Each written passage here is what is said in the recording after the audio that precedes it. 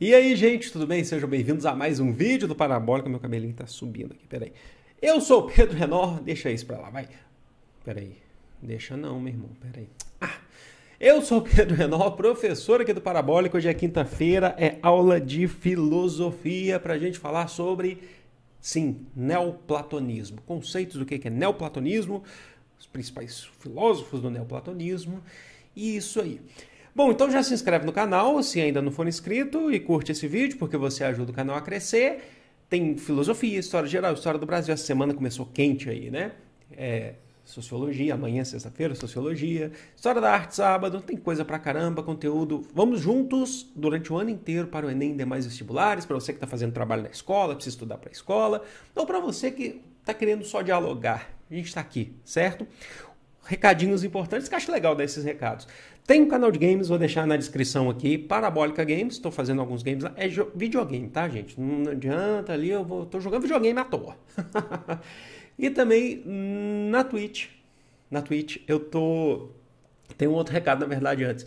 Na Twitch também, que não pode ficar falando muito aqui, né? Mas eu também tenho o Parabólica Online, eu não vou deixar o link não, mas estou falando para vocês, que é pra gente jogar e conversar lá também, você me seguir lá também. O último recado, que é também nas redes sociais, principalmente no Instagram, eu estou sempre falando sobre eventos da atualidade. Por exemplo, hoje que eu estou gravando, tá tendo essa relação Iraque-Estados Unidos, não fiz vídeo, possivelmente não vou fazer nos próximos dias por uma questão de tempo mesmo, ainda por acompanhar o desenrolar dessa história.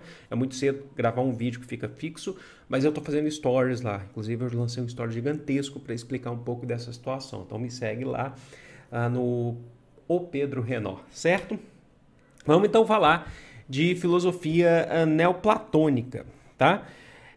Filosofia neoplatônica é considerada aí talvez a última, é verdade, é a última corrente filosófica da antiguidade, do mundo greco-romano, certo? Ela se desenvolve entre os séculos 3, 2, 3, na verdade é mais 3 e 4, tá? Não significa, ali é a base dela, não significa que não vai ter um pouquinho antes ou um pouquinho depois. Depois de Cristo, já naquela ideia, ainda dentro do conceito que a gente chama de Império Romano, deu uma soluçada aqui, no conceito que a gente chama de Império Romano, que já está entrando em crise, inclusive, e o neoplatonismo vai se desenvolver ali na extensão do Império Romano e vai ter a sua principal cidade, né, que vai ser a cidade de Alexandria, no Egito, né, daquela relação Roma e Egito. Tanto é que a gente pode até transferir, a gente acaba transferindo a ideia de uma escola neoplatônica como uma escola alexandrina ou uma escola de Alexandria, certo? E neoplatônico, o conceito de neoplatônico é muito importante que a gente fale aqui, que esse conceito somos nós que estamos dando. É um conceito moderno, na verdade, não nós aqui, eu, vocês, mas é um conceito que é um conceito para poder estudar, para poder identificar ela. É um conceito que nós, a modernidade, dá esse conceito de neoplatônico. Porque na sua época, tá, lá nos séculos 3, 4, eles se consideravam platônicos. Ainda mais, isso é interessante dizer, porque quando essa escola se desenvolveu, a escola de Atenas, que é a escola fundada por Platão, Platão que está alguns séculos antes de Cristo, inclusive, está no século 4, né? 5 e 4 antes de Cristo, a escola de Atenas ainda existia. É claro que ela muda de características, porque tem muita gente que acha que a escola de Atenas fechou quando Platão morreu. Na verdade, ele deixou esse legado que é a escola de Atenas. Ela funcionou, teve seus momentos de crise, quando você tem inclusive a divergência com o Liceu, que é a escola do Aristóteles, aí Platão já tinha morrido, na verdade. Mas ela existiu até o século VI, inclusive, quando ela foi fechada por Justiniano, que para quem acompanha as aulas de história sabe quem foi Justiniano, que foi o imperador do Sacro Império Romano do Oriente, né, ou o Império Bizantino, certo? Então, você tem uma gama de pensadores que está saindo, que não necessariamente estudaram na escola de Atenas, mas estão pegando princípios que vêm da escola de Atenas, né? E depois eles vão se desenvolver principalmente em Alexandria, no Egito, certo? Agora, quando a gente fala de neoplatonismo, eles se consideravam platônicos, porém, É o que eu sempre falo aqui, vocês precisam entender muito bem isso em filosofia. Quando um cara pega uma ideia de um filósofo e simplesmente reproduz, independente do tempo, ele não é filósofo, tá bom? Ele não é filósofo. Ele precisa dar algo novo, constituir uma nova ideia a partir dessa ideia que já estava. Então, o neoplatonismo, ele não é uma reprodução das ideias de Platão em diferentes situações.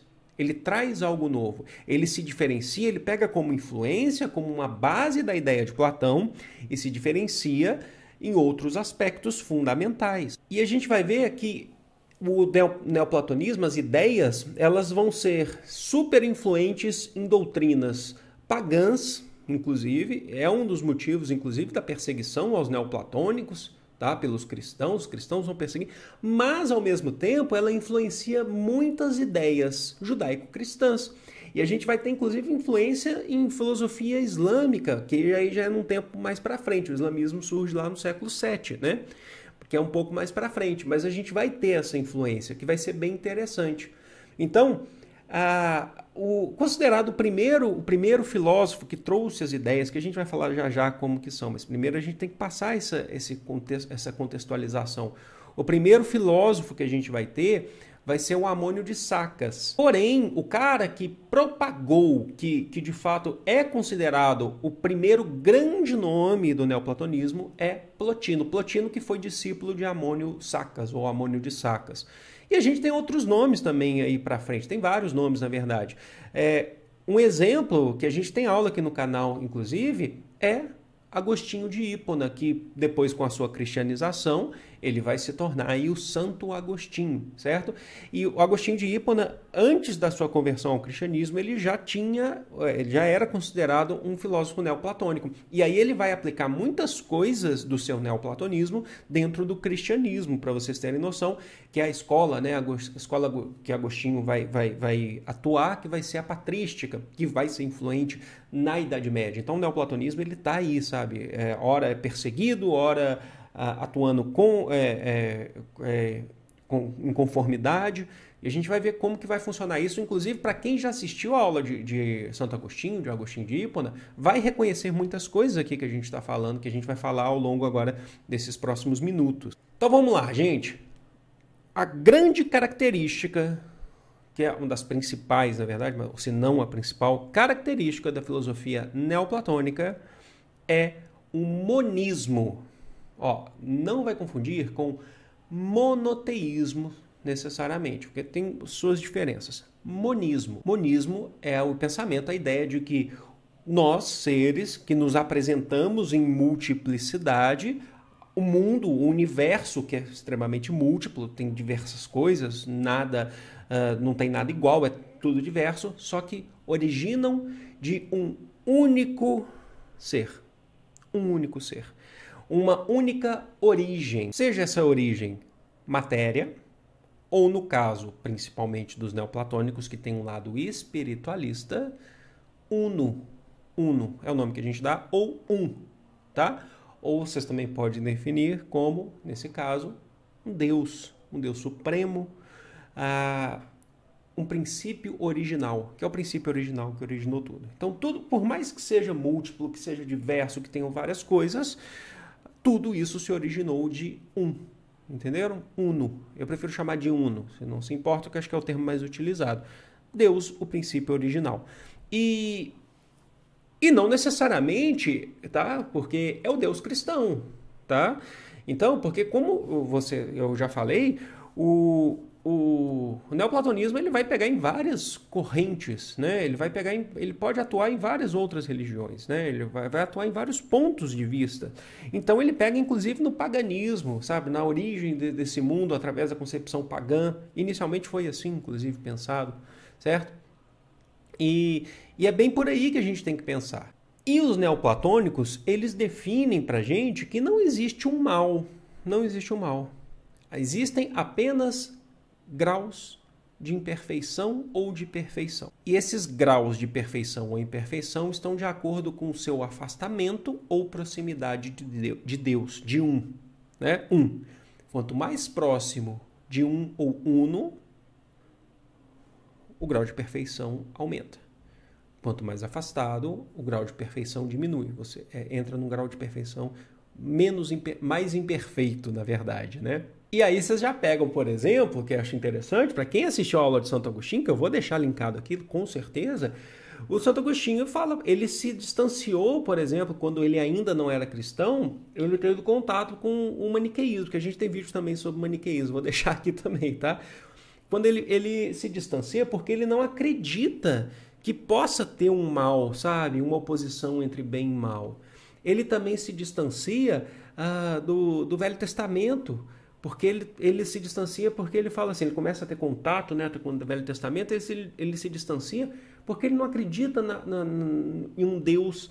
Estou dando um exemplo do Santo Agostinho aqui, que eu acho que é o mais próximo que a gente pode, o mais legal, que a gente já falou no canal. Quando ele fala assim, que não pode ter um Deus punidor, que pune, sabe? Um Deus mau. Ele não acredita nisso.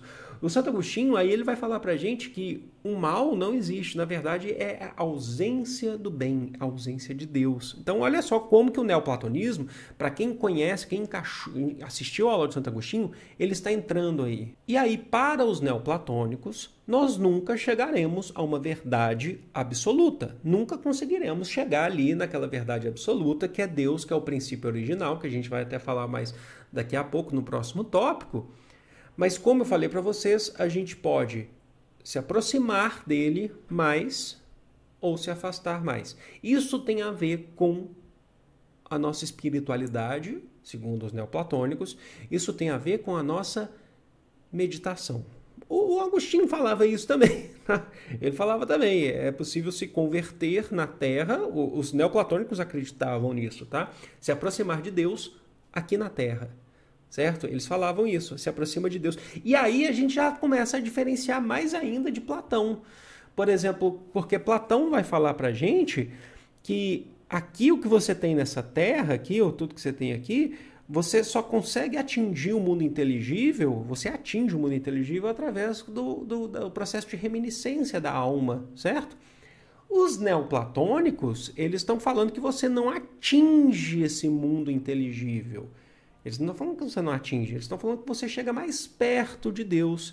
E aí você tem graus de perfeição ou imperfeição. Mas está aqui na sua vida terrena, está aqui na sua vida na Terra.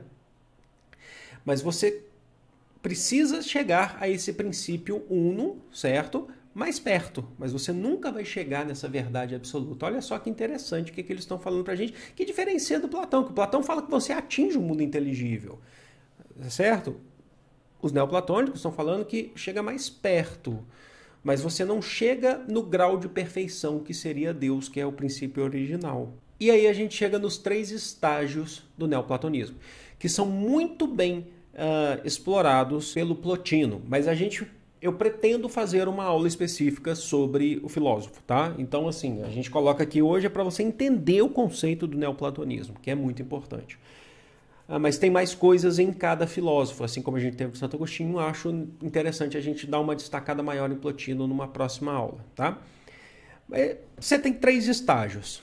O primeiro estágio é a emanação do intelecto pelo uno. O que eu estou querendo dizer? É a inteligência, que a gente vai dar o nome também de nous ou logos. Logos ou logos, como você quiser chamar. Seria a razão, a inteligência, o pensamento. Esse pensamento de uno, esse pensamento de Deus, uma inteligência, uma razão, certo? O segundo estágio a gente vai chamar aí de alma do mundo. Sim, é uma concepção de que o mundo ele compartilha uma alma, certo? É um aspecto cosmológico ao qual o divino, o pensamento divino, ele consegue aparecer, se manifestar. E por fim, mas não menos importante, nós temos o mundo terreno, que é um mundo sensível. Esse mundo que a gente vive, ele é a parte mais afastada da luz emanada pelo Uno, por Deus. Ela é a parte mais afastada. A alma do mundo seria a conexão entre esse Uno, Deus, e o mundo terreno, certo? Agora, o mundo terreno, que é esse nosso material, é a parte mais afastada, a que recebe menos luz. Portanto, é na sua terra, é aqui na terra que nós temos, por exemplo, a proliferação de prazeres carnais, porque a gente está mais afastado de uno. E, porém, é aqui que nascemos.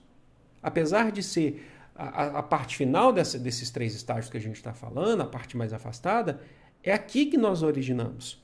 E é daqui que a gente tem que se elevar para tentar chegar mais perto de Deus, mais perto do Uno. Lembrando que a gente não passa por um processo de reminiscência na concepção de Platão, que a gente chega no mundo inteligível. Não, a gente passa aí por graus de perfeição. Lembra? Meditação. Você tem que ter uma vida para se afastar dessa vida terrena e tentar chegar mais perto ainda de uma vida espiritual. Bom, esse conceito que eu passei para vocês, ele vai de fato estar presente em várias doutrinas religiosas, dentro do paganismo, dentro do cristianismo, judaísmo, a gente vai ter a influência do islamismo.